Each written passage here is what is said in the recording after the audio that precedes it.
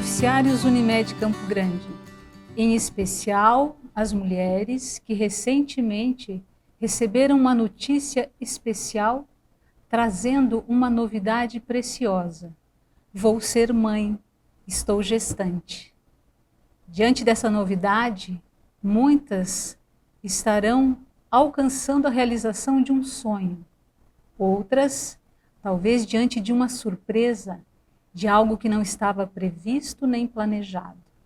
Seja o sonho, ou seja a surpresa com a maternidade, o mistério da vida já está em você. Dúvidas, questionamentos, temores, expectativas. Esta nova etapa da vida já teve início e tudo já está acontecendo. São transformações que ocorrem em você, em seu corpo, em seus sentimentos. Transformações também nas suas relações afetivas, com seu companheiro, com seus familiares, no trabalho. Ou seja, o impacto já está acontecendo no presente e no futuro. E nesta nova etapa que se inicia, existe um percurso a ser percorrido. E ele já deu a largada. Neste percurso, ao final de 9 meses, você encontrará com o momento mágico da maternidade. E para isso você precisa seguir com segurança. Mas quais serão as suas necessidades? Apoio da sua família, dos seus familiares, do seu esposo, do seu companheiro. Precisa também realizar o pré-natal. Precisa também de informações, de conhecimento e de orientações. Para seguir em segurança e para chegar em segurança no momento do parto, onde chega o seu bebê, que também deve vir saudável e seguro. A partir do conhecimento dessas necessidades que existem nesse momento tão especial, a equipe de saúde da Unimed Campo Grande faz um convite para as futuras mamães, para que possam participar da linha de cuidado de gestantes. Essa linha de cuidado é coordenada por uma enfermeira, conta com o apoio de uma equipe multiprofissional e estará à disposição de quem desejar. Mas o que essa linha de cuidado tem a oferecer? O curso de gestante. Esse curso ele é formado a partir da elaboração de aulas ministradas por médicos obstetras, pediatras ou de outras especialidades, aulas ministradas por outros profissionais, nutricionista, psicólogo, fisioterapeuta, que trabalham conteúdos e assuntos pertinentes e essenciais para quem está no caminho da maternidade. Oferece ainda oficinas temáticas, abordando outros temas, outros assuntos que são complementares ao curso de gestante. Ainda a equipe que trabalha de apoio, equipe multidisciplinar, elabora e disponibiliza conteúdos, materiais importantes para o autocuidado da gestante e cuidado dos bebês, e que são encaminhados via lista de transmissão para os contatos das gestantes que estão inseridas na linha de cuidado. E o grande destaque, o grande diferencial dessa linha de cuidado é justamente o autocuidado apoiado para a gestante, por meio de um canal de comunicação, onde a gestante em qualquer momento ela pode entrar em contato para tirar as suas dúvidas, para diminuir as suas angústias. E também o monitoramento, que é a verificação periódica, o acompanhamento da execução do pré-natal, que é o grande roteiro para conseguir ter êxito e conseguir chegar na maternidade de uma maneira saudável. Esse é o diferencial. Faço o convite e contamos com a participação de vocês. Meu nome é Sandra Cristo, sou médica, coordenadora da Atenção Integral à Saúde da Unimed Campo Grande. Aguardamos vocês, contamos com a presença para que a gente possa contribuir nesse momento tão especial e preparar a chegada desse bebê. Acesse os nossos contatos, os nossos canais de atendimento e confirme a sua participação nessa linha de cuidado. Até breve. Olá, sejam todas bem-vindas. Meu nome é Rodrigo, sou médico anestesiologista em mais um curso para gestantes que a Unimed sempre proporciona para a gente. Fico muito feliz mais uma vez pelo chamado. É um pouco até triste, né? A gente está no mesmo lugar onde a gente dava o curso com todas as gestantes, mas graças a Deus a tecnologia nos proporciona isso, né? A gente continuar passando o conhecimento, continuar sanando as dúvidas das gestantes, da população gestante, dos pais também, né? De primeira viagem, ou os pais de novos filhos que estão vindo aí, para a gente poder continuar proporcionando educação, calma, tranquilidade, né? E nesse curso eu sempre mostro do mesmo jeito, na verdade, quando eu dou o curso, eu sempre mostro assim, de um jeito como eu faço parte de vocês, eu sou um de vocês, eu não estou aqui como detentor absoluto do conhecimento. Eu sempre mostro essa foto que eu sou pai do Pedro, eu sou pai do Lucas, e eu também tive as mesmas angústias que vocês, né? E ainda continuo tendo, né? Porque o Pedro tem 4, o Lucas tem 2 anos, eu ainda continuo tendo as mesmas angústias, os mesmos questionamentos, né? Então é importante isso, a gente passar um pouco desse conhecimento e mostrar para vocês que eu sou um de vocês também, neste momento, né? De extremas aflições. Mas, como eu disse, como é de extremas aflições e de vários questionamentos, a gente sempre fica com dúvidas na cabeça e nesses momentos é importante a gente sanar essas dúvidas para ter essa tranquilidade.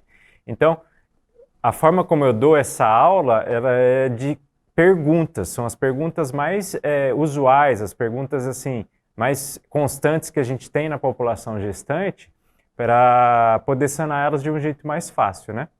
Então, assim, qual a diferença entre anestesia e analgesia, né? Que muita gente pergunta, o que é anestesia, o que é analgesia, tem alguma diferença, né? E quais os tipos de anestesia existentes para cada tipo de parto. Então vamos lá, né? A anestesia é um tripé. Anestesia é a gente prover a pessoa que ela possa dormir, possa ficar sem dor e possa ficar totalmente imóvel durante um procedimento cirúrgico. Isso é anestesia. A analgesia faz parte da anestesia, ou seja, a analgesia é só você tirar a dor. Então a gente dá um remédio específico que tira a dor. Por isso que é importante a gente falar a diferença entre anestesia e analgesia, porque isso vai em encontro com os tipos de anestesia que a gente faz. O bebê, o seu filho, vai nascer de duas formas. Ou ele vai nascer de parto normal, ou ele vai nascer de parto cesariano. No parto normal, a gente tem duas opções, e elas são as mesmas, conforme o termo, elas são analgesias. Ela é ou a analgesia do período expulsivo ou a analgesia peridural contínua. Eu já vou explicar para vocês qual que é a diferença. A analgesia do período expulsivo, o que é? Você entrou em trabalho de parto, está indo normal, está indo normal com as contrações, vai dilatando o colo, mas chega um determinado momento em que a gestante precisa fazer um empurrão final para poder expulsar, entre aspas, o feto. E às vezes esse empurrão final é de muita dor, tem muita dor nesse momento. Então o que a gente pode fazer em alguns casos? Antes de mais nada eu quero deixar bem claro, tudo com indicação, isso tem indicação de ser feito. Então, se tiver indicação de fazer a analgesia no período expulsivo, vai ter essa indicação. Eu não posso falar se no seu caso vai ter essa indicação, só Deus sabe como que vai ser naquele momento. Mas a analgesia do período expulsivo, a gente faz uma raquianestesia com uma dose bem pequenininha da medicação. Porque eu já vou citar para vocês melhor, vou explicar melhor a raquio no parto cesariano. Mas a raquianestesia a gente faz com uma dose bem pequena da medicação, porque a gente só tira a dor, a gente só faz a analgesia. E com isso, você consegue fazer o empurrão final e o bebê sai para nascer. Isso é analgesia do período expulsivo, ou seja, uma hack com uma dose bem pequenininha no momento de mais intensidade, de mais dor. A outra forma de se fazer analgesia é a analgesia peridural contínua. Como que é isso?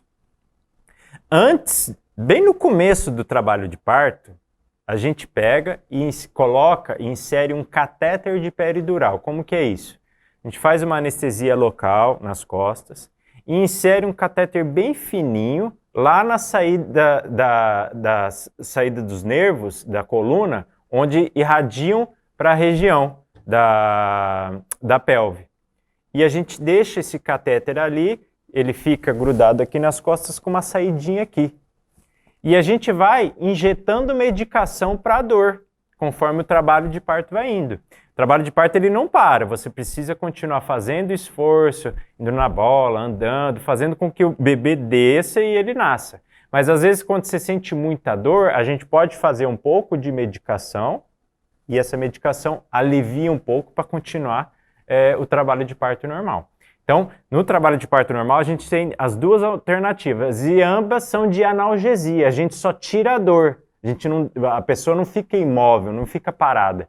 Porque o trabalho de parto ele é extremamente, totalmente dependente da mulher. A mulher precisa fazer força, ela precisa continuar andando, se precisar, fazendo massagem, tudo, para a criança poder sair, ok? Então, parto normal é assim. O parto cesariano, a gente já tem a outra opção, que é ou a anestesia geral ou a raquianestesia. A anestesia geral, o que é? Ela é a exceção da exceção. 99,9% das vezes vão ser raquianestesia. Mas eu preciso citar que essa é uma opção, porque, por exemplo, às vezes é uma pessoa que não, uma gestante que tem incapacidades psíquicas ou psiquiátricas que não dá para fazer uma raquianestesia, um trauma, por exemplo, né? Às vezes a gestante teve um trauma e precisa fazer uma anestesia geral para poder ser imobilizada ou alguma cirurgia do tipo, até mesmo para tirar o bebê. Hoje, infelizmente, por conta do Covid, às vezes gestantes que têm Covid precisam fazer anestesia geral para poder ter o nascimento da criança, mas isso é exceção da exceção. No parto cesariano, a anestesia que a gente faz é a raquianestesia. O que é a raquianestesia? Ela é a mesma da analgesia do período expulsivo, mas a gente faz uma dose normal da raquianestesia. Para quê? Para que você não sinta nada da altura do seio para baixo. Então, a gente tem um bloqueio motor e sensitivo total a partir da altura aqui dos seios e você não sente nada daqui para baixo. Como que a gente faz? Você senta, a gente explica tudo certinho, você senta, a gente passa um álcool que é para higienizar as costas, certo? Limpa o excesso que tiver e a gente vai avisando. Ó, vou te examinar, vou palpar aqui.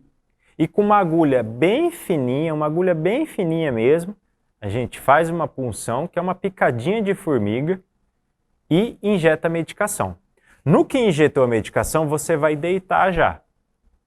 Quando você fica deitado, o que você vai começar a sentir? Um formigamento nas pernas. Começa a sentir um formigamento nas pernas que depois ele vai diminuindo esse formigamento e cessa tudo. Daí você não perde totalmente a sensibilidade daqui para baixo, para poder fazer a cirurgia. Quando que é feito isso? Claro, imediatamente antes da cirurgia. A gente faz a raquianestesia. E, que nem eu falei para vocês, então você faz uma hack também na analgesia de período expulsivo? Sim, mas é uma dose muito menor, com medicação até um pouco diferente. E a gente só provê a analgesia, a gente só tira a dor. Agora, na raquianestesia na cesariana, a gente, além de tirar a dor, a gente deixa tudo imóvel, você fica sem mexer.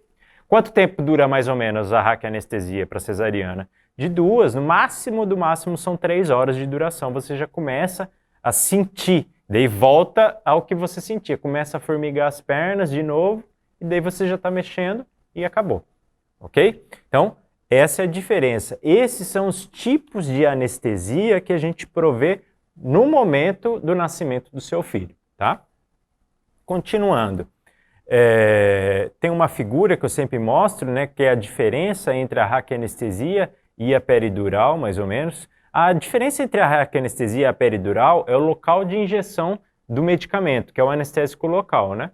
Então, na peridural, ela é um pouco mais complexa de fazer, mas é do mesmo jeito. Você senta, a gente limpa, faz uma anestesia local, faz a peridural, insere o catéter e daí deixa o resto do catéter fica para fora e a gente vai injetando a medicação. Seu filho nasceu, ok, foi tudo ok, beleza. Depois, no final, depois de um tempo, a gente só vai lá e puxa esse catéter. O termo é sacar o catéter, tira ele, tá bom? Qual é o momento certo de tomar anestesia em cada tipo de parto? Que nem eu falei para vocês. Na cesariana, imediatamente antes do procedimento. 5 minutos antes do procedimento é feito já a raquianestesia, porque a raquia, ela pega rápido. A raquia, no momento que a gente faz, você já vai começar a sentir. Às vezes, se você sente um pouco, você está com muitas contrações, alguma coisa assim, a primeira coisa que cessa é a dor. A primeira coisa que para é a dor. E depois você para de movimentar e no final é que você para de sentir, quando assim, às vezes as pessoas têm uma sensação que está pegando ainda. Essa sensação, conforme vai passando, ela vai diminuindo e você não sente absolutamente mais nada depois de um tempo. Na analgesia de período expulsivo é quando você está no grau máximo de dilatação, mas você está com muita dor. Então, no momento que você está sem contração, a gente faz essa raque rapidamente ali. E na peridural contínua, quando a gente passa o catéter, é bem no começo do trabalho de parto. Que nem eu falei para vocês. Todas têm uma indicação. Eu quero que seja analgesia do período expulsivo, eu quero que seja a peridural contínua, que eu quero que seja normal. A gente não pode falar qual que vai ser a sua anestesia, porque depende, tem inúmeros fatores. Às vezes não tem condições de seu filho nascer de parto normal, às vezes tem que ser cesariana, então é difícil a gente fazer promessas, mas a gente está falando o tipo de anestesia que você pode ter. Quais os riscos da analgesia e da anestesia? Assim, antigamente a gente usava fármaco, eu, graças a Deus, não usei, né? Só os meus professores de antigamente. Eram fármacos que eram um pouco mais, entre aspas, sujos, eles usavam seringas reutilizáveis, e esses riscos eles diminuíram bastante. Hoje, o que a gente tem assim de risco? É um pouco de hipotensão, você sente um pouco de hipotensão, um pouco de tontura na hora que a gente faz a anestesia. Mas a gente já recupera isso através de alguns fármacos que a gente faz para aumentar a pressão, às vezes um pouco de coceira, um pouco de mal-estar, um pouco de náusea também pode ocorrer, mas a gente tem todo um arsenal de medicação para se evitar isso no momento do parto do seu filho. A anestesia pode ter efeito sobre o bebê? Muito difícil ter efeito sobre o bebê. A anestesia em si, os fármacos da anestesia não têm efeito sobre o bebê. Quando é anestesia geral, e como eu já falei para vocês que é exceção da exceção, às vezes os fármacos que a gente faz na veia para poder fazer anestesia geral podem chegar no bebê e ele pode nascer um pouquinho mais deprimido, um pouquinho mais sonolento. Mas que nem eu falei para vocês, isso é exceção da exceção, não vai ser o caso de vocês. E às vezes o pessoal fala, não, foi por causa da anestesia que ele nasceu assim. Muito difícil. Os fármacos que a gente faz da raquianestesia, eles não chegam no bebê, porque eles ficam presos na coluna lá e é impossível de chegar no bebê pela via sanguínea. Às vezes o efeito que pode ter é por um prolongamento do trabalho de parto, que daí sim pode ter sofrimento fetal, alguma coisa assim, mas os fármacos da anestesia, da raquianestesia, ou da peridural contínua, eles não têm efeito na criança, tá? Existem métodos farmacológicos para analgesia, tem métodos não farmacológicos, para a gente tirar a dor também.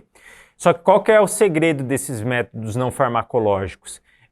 Desde o começo, quando você sabe que está grávida, você ser uma pessoa muito ativa e ter esse ambiente favorável para que você não tenha tanta dor no momento do trabalho de parto.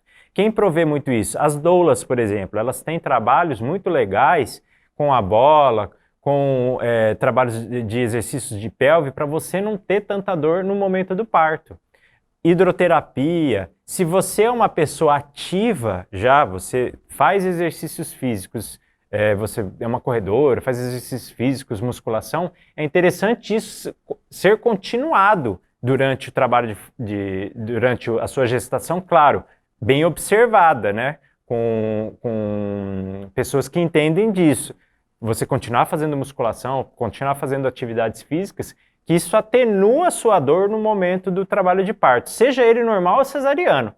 Ah, mas na cesariana você vai fazer a raquianestesia? Sim, mas às vezes no pós-operatório, se você for uma pessoa bem ativa, você não sente tanta dor.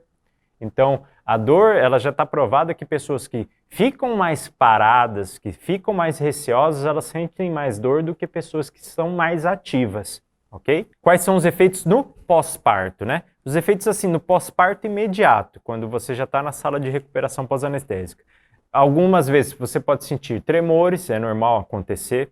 Prurido, coceira também é normal acontecer, certo? E um pouco de náusea. Mas isso é tudo, são reações bem fugazes, que a gente consegue, de novo, com medicações a gente reverter tudo isso. Mas o mais comum no pós-operatório imediato é tremor e prurido. Mas a gente tem um arsenal de medicações que consegue evitar isso, e se você tiver, já para na hora. É necessário jejum?